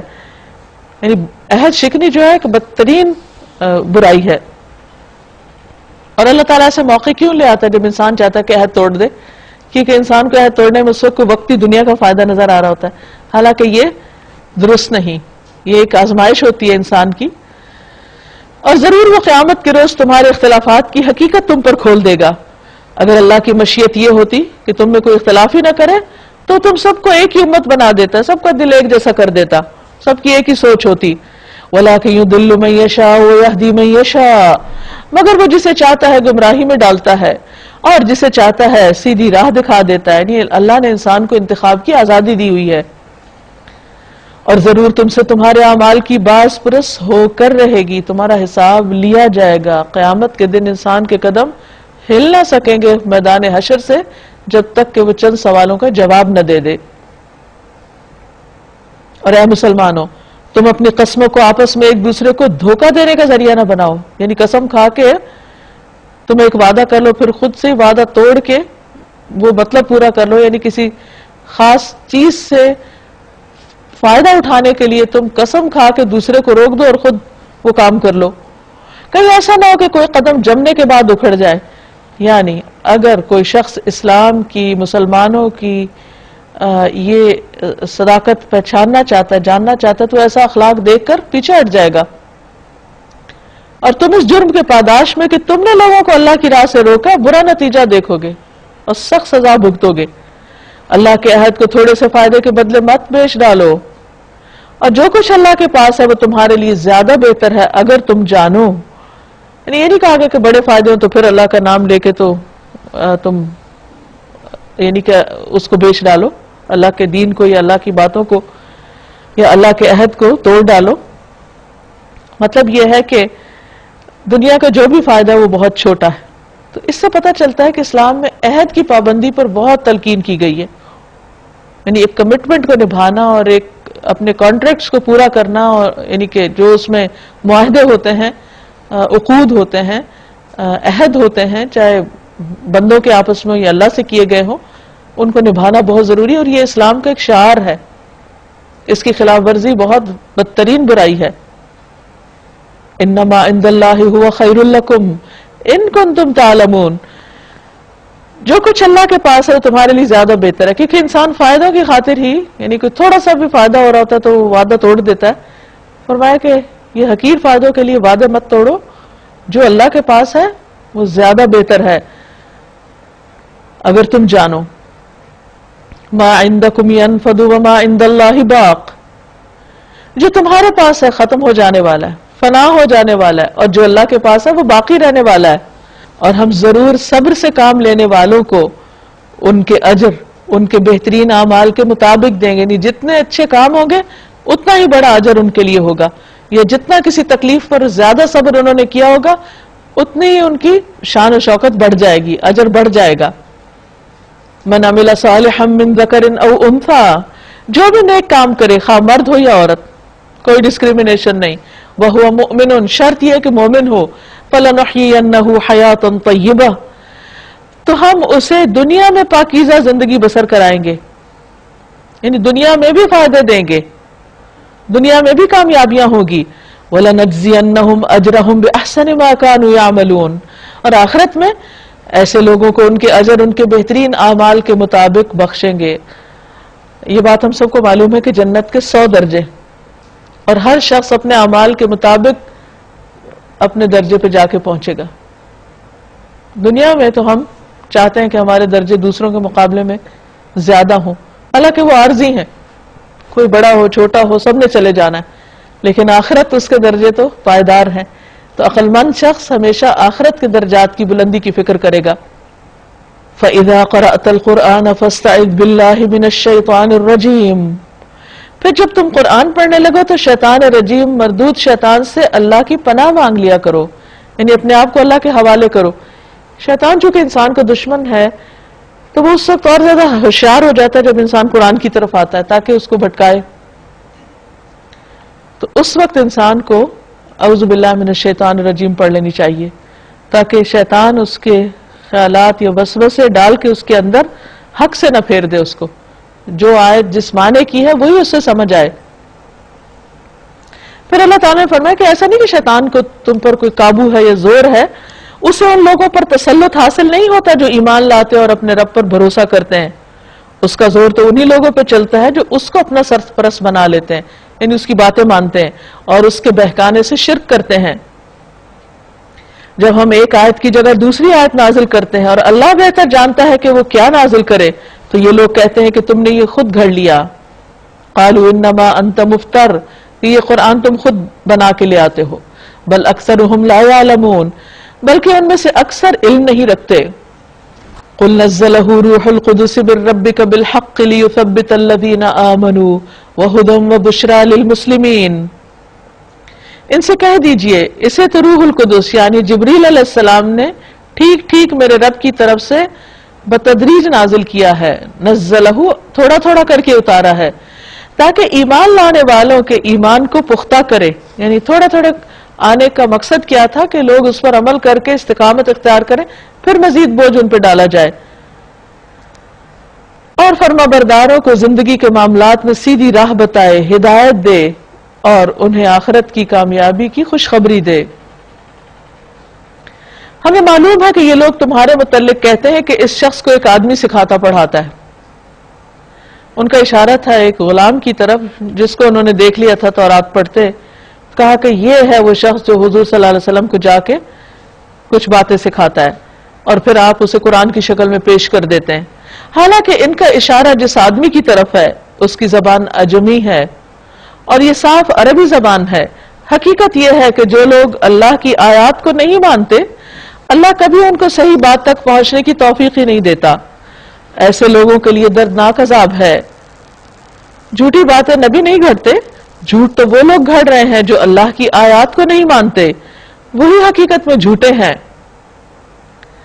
جو شخص ایمان لانے کے بعد کفر کرے، وہ اگر مجبور کیا گیا ہو اور دل اس کا ایمان پہ مطمئن ہو تو خیر، مگر جس نے دل کی رضامندی سے کفر قبول کر لیا، یعنی اسلام سے پھر کے اس طرف چلا گیا، اس پر اللہ کا غضب ہے، اور ایسے سب لوگوں کے لیے بڑا عذاب ہے۔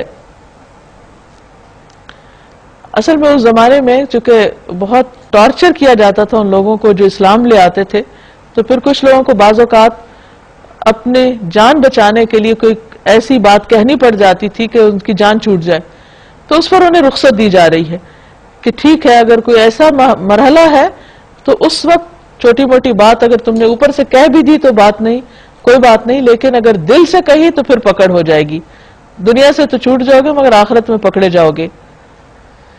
یہ اس لیے کہ انہوں نے آخرت کے مقابلے میں دنیا کی زندگی کو پسند کر لیا، اور اللہ کا قاعدہ یہ ہے کہ وہ ان لوگوں کو راہ نجات نہیں دکھاتا جو اس کی نعمت کی ناشکری کریں۔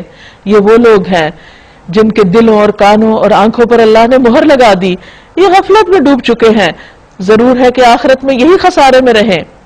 بخلاف اس کے جن لوگوں کا حال یہ ہے کہ جب ایمان لانے کی وجہ سے وہ ستائے گئے تو انہوں نے گھر بار چھوڑ دیے، ہجرت کی، راہ خدا میں سختیاں جھیلی اور صبر سے کام لیا، یعنی انہوں نے کوئی بات ایسی اپنی زبان سے بھی نہیں نکالی، وہ جگہ چھوڑ دی، لیکن جب اللہ پہ ایمان لائے تو بس پھر لے ہی آئے۔ ان کے لیے یقیناً تیرا رب غفور الرحیم ہے۔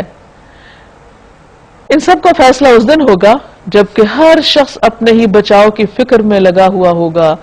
یوم تأتی کل نفس تجادل عن نفسها، یہ بہت ہی ڈرنے والی آیت ہے کہ قیامت کے دن ہر شخص اس حال میں آئے گا کہ اپنا دفاع کر رہا ہوگا، اپنے بارے میں بحث کر رہا ہوگا، اپنے اوپر سے الزام دھو رہا ہوگا، اپنے لیے جھگڑ رہا ہوگا، اور ہر ایک کو اس کے کیے کا پورا پورا بدلہ دے دیا جائے گا۔ اس جھگڑنے سے فائدہ کچھ بھی نہ ہوگا، ملے گا وہی جو دنیا میں کرتے رہے، اور کسی پر ذرہ برابر ظلم نہ ہونے پائے گا۔ اللہ ایک بستی کی مثال دیتا ہے، وہ امن و اطمینان کی زندگی بسر کر رہی تھی، ہر طرف سے اس کو بفراغت رزق پہنچ رہا تھا کہ اس نے اللہ کی نعمتوں کا کفران شروع کر دیا، ناشکری شروع کر دی، جیسے مکہ والوں نے نبی صلی اللہ علیہ وسلم کی آمد پر، یعنی جب پیغمبر بن کے آئے، تب اللہ نے ان کے باشندوں کو ان کے کرتوتوں کا یہ مزہ چکھایا کہ بھوک اور خوف کی مصیبتیں ان پہ چھا گئیں، ان پہ قحط نازل ہو گیا تھا۔ ان کے پاس ان کی اپنی قوم میں سے ایک رسول آیا مگر انہوں نے اس کو جھٹلا دیا، آخر کار عذاب نے ان کو آ لیا جبکہ وہ ظالم ہو چکے تھے۔ یعنی پھر ان کے سارے سردار مکہ سے جنگ بدر کے لیے مدینہ آ گئے اور ان کی شامت آ گئی۔ پس اے لوگو، اللہ نے جو کچھ حلال اور پاک رزق تم کو بخشا اسے کھاؤ اور اللہ کے احسان کا شکر ادا کرو اگر واقعی تم اسی کی بندگی کرنے والے ہو۔ یہاں پھر ایک بار حلال اور پاک کھانے کا حکم دیا جا رہا ہے جو کہ دین کا اول تقاضا ہے، کیونکہ کھانا پینا ایسی چیز ہے جو انسان کو روز ضرورت پڑتی ہے۔ اللہ نے جو کچھ تم پہ حرام کیا ہے وہ ہے مردار، خون، سور کا گوشت اور وہ جانور جس پر اللہ کے سوا کسی اور کا نام لیا گیا ہو، یعنی غیر اللہ کے نام کی نظر و نیاز۔ البتہ بھوک سے مجبور ہو کر اگر کوئی ان چیزوں کو کھا لے بغیر اس کے کہ وہ قانون الہی کی خلاف ورزی کا خواہش مند ہو یا حد ضرورت سے تجاوز کا مرتکب ہو تو یقیناً اللہ معاف کرنے والا اور رحم فرمانے والا ہے۔ وَلَا تَقُولُوا لِمَا تَصِفُ أَلْسِنَتُكُمُ الْكَذِبَ هَذَا حَلَالٌ وَهَذَا حَرَامٌ لِتَفْتَرُوا عَلَى اللَّهِ الْكَذِبَ إِنَّ الَّذِينَ يَفْتَرُونَ عَلَى اللَّهِ الْكَذِبَ لَا يُفْلِحُونَ مَتَاعٌ قَلِيلٌ وَلَهُمْ عَذَابٌ أَلِيمٌ۔ اور یہ جو تمہاری زبانیں جھوٹے احکام لگاتی کہ یہ چیز حلال ہے اور وہ حرام، یعنی خود سے خود فیصلہ کری حرام حلال کا، حالانکہ اللہ نے انہیں اس کا اختیار نہیں دیا، اس طرح کے حکم لگا کر اللہ پہ جھوٹ نہ باندھو، یعنی خود سے یہ فیصلے مت کرو۔ جو لوگ اللہ پر جھوٹے افطرا باندھتے ہیں وہ ہرگز فلاح نہیں پاتے۔ دنیا کا عیش چند روزہ ہے، آخرکار ان کے لیے دردناک سزا ہے۔ وہ چیزیں ہم نے خاص طور پر یہودیوں کے لیے حرام کی تھی جس کا ذکر ہم اس سے پہلے تم سے کر چکے ہیں، اشارہ سورۃ الانعام کی آیت 146 کی طرف، جس میں وَعَلَى الَّذِينَ هَادُوا حَرَّمْنَا كُلَّ ذِي ظُفُرٍ پر بات کی گئی تھی۔ کہ ہر ناخن والے جانور ان کے لیے حرام تھے. اور یہ ان پر ہمارا ظلم نہ تھا بلکہ ان کا اپنا ہی ظلم تھا جو وہ اپنے اوپر کر رہے تھے، یعنی ان کی غلطیوں کی وجہ سے ان پر چیزیں حرام ہوئیں. البتہ جن لوگوں نے جہالت کی بنا پر برا عمل کیا اور پھر توبہ کر کے اپنے عمل کی اصلاح کر لی تو یقیناً تیرا رب توبہ اور اصلاح کے بعد ان کے لیے غفور الرحیم ہے. اور یہ حکم سب کے لیے ہے، بھول چوک معاف ہے. انسان اگر اپنی غلطی کا اعتراف کر لے اور اللہ سے توبہ کر لے تو اللہ تعالیٰ معاف فرما دیتا ہے. ان ابراہیم کان امتا قانتا للہ حنیفا. واقعہ یہ کہ ابراہیم علیہ السلام اپنی ذات میں ایک پوری امت تھے، یعنی اکیلے ایک امت کا کام کیا انہوں نے. جب کوئی مسلمان نہ تھا تو وہ اکیلے دنیا میں مسلمان تھے، اور پھر ان کے ساتھ ان کے بھتیجے اور جو ان کی وائف تھی حضرت سارہ وہ ایمان لائیں.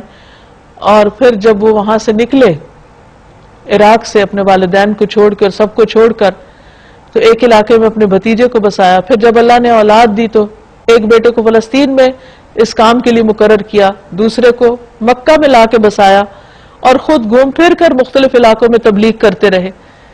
یہ ہے ابراہیم علیہ السلام جو آج سے 4000 سال پہلے انسانیت کے درد میں اور ان کی خیرخواہی میں اپنے ہر رشتے کو اور اپنی ہر خواہش کو قربان کیے ہوئے ہیں اور اللہ کی طرف بلانے والے ہیں. یعنی وہ اکیلے ہیں مگر انہوں نے اتنا بڑا کام کر دکھایا.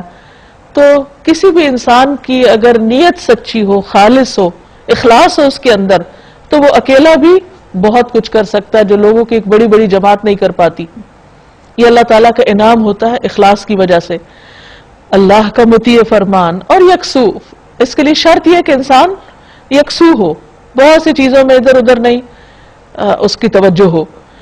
اور وہ کبھی مشرک نہ تھے، یعنی ان کی ساری چیزیں صرف اللہ کے لیے خالص تھیں اور انہیں اپنی زندگی کا مقصد معلوم تھا اور وہ اسی کے لیے کوشش کرتے رہے. اور ان کی صفات خاص طور پر کیا تھی کہ شاکرا لانعمہ، اللہ کی نعمتوں کے شکر ادا کرنے والے تھے.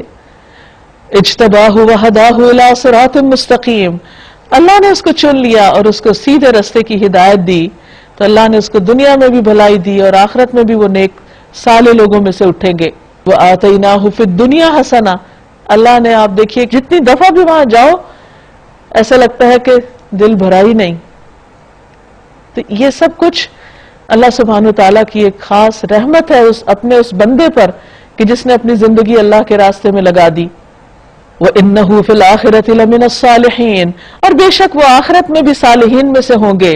ثُمَّ أَوْحَيْنَا إِلَيْكَ أَنِ اتَّبِعْ مِلَّةَ إِبْرَاهِيمَ حَنِيفًا، پھر ہم نے آپ کی طرف وحی کی کہ ملت ابراہیم کی یکسو ہو کر پیروی کریں جو مشرکین میں سے نہ تھے. رہا سب تو وہ ہم نے ان لوگوں پر مسلط کیا جنہوں نے اس کے احکام میں اختلاف کیا، اور یقیناً تیرا رب قیامت کے روز ان سب باتوں کا فیصلہ کر دے گا جن میں وہ اختلاف کرتے رہے ہیں. ادعو الی سبیل ربک بالحکمت والموعظۃ الحسنہ، اے نبی صلی اللہ علیہ وسلم اپنے رب کے راستے کی طرف دعوت دیجئے حکمت اور عمدہ نصیحت کے ساتھ. یعنی لوگوں کو جب اللہ کی طرف بلانا ہو تو سب سے زیادہ پیار، محبت اور خیر خواہی سے، نرمی سے بات کرنی چاہیے، کیونکہ نرمی میں جو خیر ہے وہ سختی میں نہیں. وَجَادِلْهُمْ بِالَّتِي هِيَ أَحْسَنُ، اگر بحث بھی کرنی پڑے تو اس طریقے پر جو بہترین ہو، کیونکہ یہ اللہ کے دین کی بات ہے. تمہارا رب زیادہ بہتر جانتا ہے کہ کون اس کی راہ سے بھٹکا ہوا ہے اور کون راہ راست پر ہے. اور اگر تم لوگ بدلہ لو تو بس اسی قدر لو جس قدر تم پہ زیادتی کی گئی ہو، لیکن اگر تم صبر کرو تو یقیناً یہ صبر کرنے والوں ہی کے حق میں بہتر ہے. یعنی جب انسان کسی کو اللہ کی بات بتائے اور جواباً مخالفت کا سامنا کرنا پڑے تو انسان فوراً غصے میں نہیں آ جائے اور جوابی مقابلہ نہ کرنے لگے بلکہ صبر سے کام لے، تو وہ لوگ بھی جو دین سے بھاگتے ہیں وہ دین کی طرف لوٹ آئیں گے. اے محمد صلی اللہ علیہ وسلم صبر کیجئے اور تمہارا یہ صبر اللہ ہی کی توفیق سے ہے. یعنی جب انسان سمجھے کہ صبر نہیں ہو رہا تو اللہ سے مدد مانگے کہ وہ اس کو ایسی چیزوں پر، ایسی مشکلات کے مقابلے کی توفیق دے. ان لوگوں کی حرکات پر رنج نہ کیجئے اور ان کی چال بازیوں پر دل تنگ نہ ہو. اللہ ان لوگوں کے ساتھ ہے جو تقوی سے کام لیتے ہیں اور وہ جو محسن ہوتے ہیں. ان اللہ مع الذین اتقوا والذین هم محسنون، وہ جو اللہ سے ڈر کر برے کام چھوڑ دیتے ہیں اور ہمیشہ نیکیوں کی تلاش میں رہتے ہیں، بھلائی کی طرف لپکتے ہیں اور احسان کے درجے پہ کام کرتے ہیں. وآخر دعوانا ان الحمدللہ رب العالمین. ناظرین، اس کے ساتھ ہی ہمارا یہ آج کا پارہ مکمل ہوا. اگر اس بارے میں آپ اپنے تاثرات کا اظہار کرنا چاہیں، کوئی بات مزید ایڈ کرنا چاہیں، کچھ چیزیں شیئر کرنا چاہیں جو آپ نے اس میں سے سیکھی، تو موسٹ ویلکم. سورۃ النحل میں سٹارٹ میں سوچ رہی تھی کہ اللہ تعالیٰ نے شروع کے آیات میں اپنی نعمتوں کا بہت اچھا طرح سے ذکر کیا ہے. جتنی نعمتیں اللہ تعالیٰ نے ہمیں دی ہیں، بے شمار نعمتوں کا ذکر ہے. اس کے بعد یہ کہ آگے آنے والے آیتوں میں بھی اللہ تعالیٰ کہتے ہیں کہ اب ان نعمتوں کا احساس کر کے ہم کو جواب میں کرنا کیا ہے. کہ جیسے سے بتایا ہے کہ ہمیں مطلب حقوق ادا کرنے ہیں، اپنے انسانوں کے حقوق، اللہ کے حقوق. اچھا، جو نعمتوں کا جو ذکر ہے، دو چیزیں مجھے بہت فیسینیٹ کریں، جس میں ایک تو دودھ کا ذکر اور دوسرا شہد کا. اچھا، اب دودھ اور شہد آپ دیکھیں کہ اللہ تعالیٰ نے کوئی ریڈی میڈ نہیں بھیجے ہمارے لیے، ایک بہت پروسیس کے بعد یہ چیز تیار ہوتی ہے، بہت محنت کے بعد. اب یہ انسان کے لیے اسی وقت فائدہ مند ہے کہ یہ بالکل خالص ہو. ٹھیک ہے، ہم لوگ کیا کرتے ہیں کہ انسان خود ہی ملاوٹ کرتا ہے اور اپنے لیے ہی، ہمارے اپنے لیے ذات کے لیے نقصان دہ ہوتا ہے. اسی طرح اگر ہم یہ دیکھیں، اس کو تھوڑا سا ریلیٹ کریں کہ اگر ہم یہ چاہتے ہیں کہ ہم دین کا کام کریں تو ہمیں مطلب بیٹھے بٹھائے ہم لوگ یہ نہیں کر سکتے کہ ہم نے کچھ سوچا وہ کام ہو گیا. اس کے لیے ایک تو نمبر 1 محنت کرنی پڑے گی. دوسرا یہ کہ وہ خالص، یعنی اس میں جب تک اخلاص نہیں ہوگا، اللہ تعالیٰ کے لیے خلوص نہیں ہوگا، وہ اللہ کے لیے بھی قابل قبول نہیں ہے اور ہمارے لیے بھی فائدہ مند نہیں ہے. انہی کی بات کو آگے بڑھاتے ہوئے کہوں گی کہ اللہ تعالیٰ نے اپنے بندوں پر کتنا رحم کیا اور کتنی رحمت ہے کہ ساری کائنات اللہ تعالیٰ نے ایک ایک چیز بندوں کے لیے بنائی ہے. اور اللہ تعالیٰ ہم سے اس کے لیے صرف ہماری فرما برداری اور اطاعت چاہتا ہے، جو ہمیں خالص ہو کے اس کے لیے کرنا ہے. تو ہم بندے کیوں نہیں اس کا اتنا احسان مانتے ہیں یا اس کو اتنا اپنے لیے ابلائش کرتے کہ اللہ نے ہمارے لیے سب کچھ کیا، سب کچھ وہ ہمارے لیے چاہتا ہے، تو ہم اس کے لیے خالص کیوں نہیں ہوتے؟ یہ میرا خود ہی اپنے آپ سے سوال ہے کہ ہمیں اس پہ سوچنا اور غور اس کے لیے یہ ہے کہ انسان جتنا زیادہ اللہ کی نعمتوں پہ غور کرے گا، ان کی قدردانی کرے گا، پھر اتنا ہی اس کے اندر احساس پیدا ہوگا اور وہ اپنے آپ کو بہتر بنائے گا کہ اس نے تو ہمیں ہر چیز بہترین دی، چاہے وہ پھل ہو یا دودھ ہو یا شہد ہو یا کچھ بھی، لیکن ہمارے عمل خالص نہیں ہے. قرآن کے بارے میں یہ آیت اس صورت میں ریپیٹ ہوئی ہے کہ ہدایت بھی ہے، رحمت بھی ہے اور خوشخبری بھی ہے. یہ تین اتنی بڑی رحمتیں اللہ تعالیٰ کی کہ اگر جس کو یہ میسر ہو جائے تو اس کے لیے کامیابی ہی کامیابی ہے. لیکن پھر کس کے لیے؟ للمسلمین، کہ جو فرما بردار ہوں گے ان کے لیے یہ قرآن جو ہے ہدایت بھی ہے، رحمت بھی ہے اور خوشخبری بھی ہے.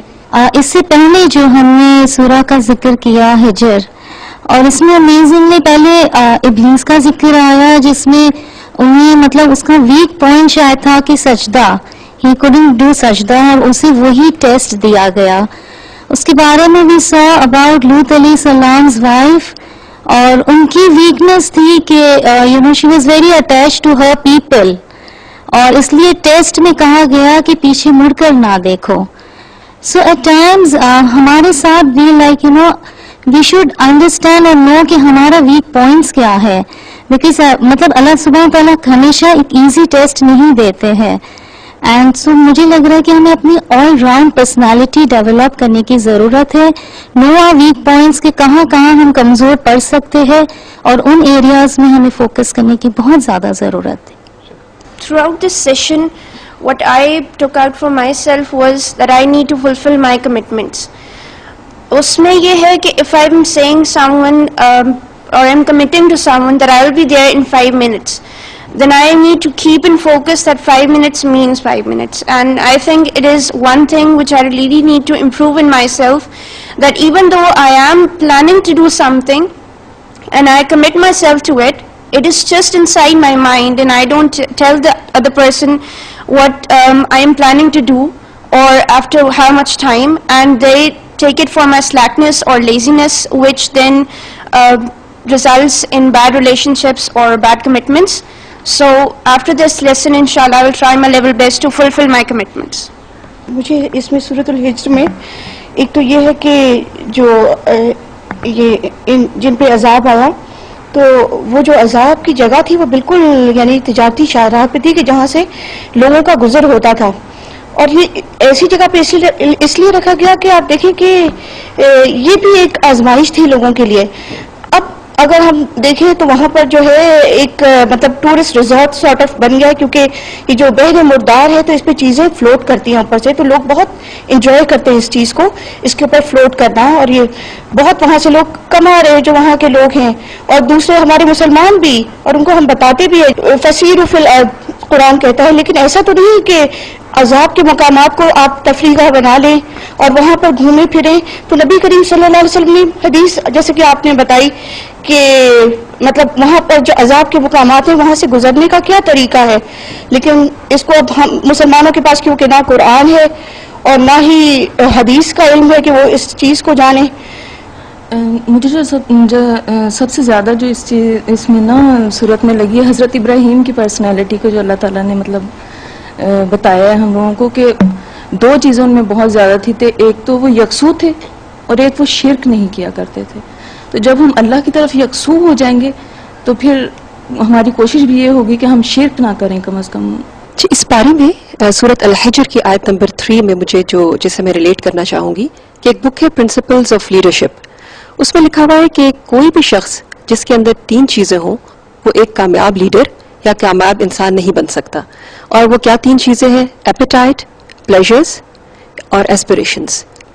تو اس کو اگر ہم اس آیت کے ساتھ سورۃ الحجر کے ساتھ ہم اس کو کنیکٹ کریں تو اللہ تعالیٰ فرماتے ہیں یأکلوا یعنی کھانا پینا, یعنی ایپیٹائٹ, ویتمتعوا اور یعنی ہر وقت فن, ڈیزائرز, پلیجرز کی تلاش میں رہنا, اور نمبر 3 یلہیہم العمل کہ لانگ ٹرم پلاننگز کرنا. تو بحیثیت نیشن امت مسلمہ ہم نے دیکھنا ہے کہ کیا ہمارا مقصد صرف کھانا پینا, صرف فن کی تلاش میں رہنا, ڈیزائرز اور پلیجرز کو دیکھتے رہنا اور صرف لانگ ٹرم پلاننگز ہی کرنا رہ گیا ہے, یا ہم اپنے مقصد پر فوکسڈ ہیں جیسے کہ ابراہیم علیہ السلام کی پرسنالٹی تھی. ناظرین, اس کے ساتھ ہی ہمارے آج کے پروگرام کا وقت ختم ہوتا ہے. اجازت چاہتے ہیں. السلام علیکم ورحمۃ اللہ وبرکاتہ. وعلیکم السلام ورحمۃ اللہ وبرکاتہ. رسول الله معلمنا رسول الله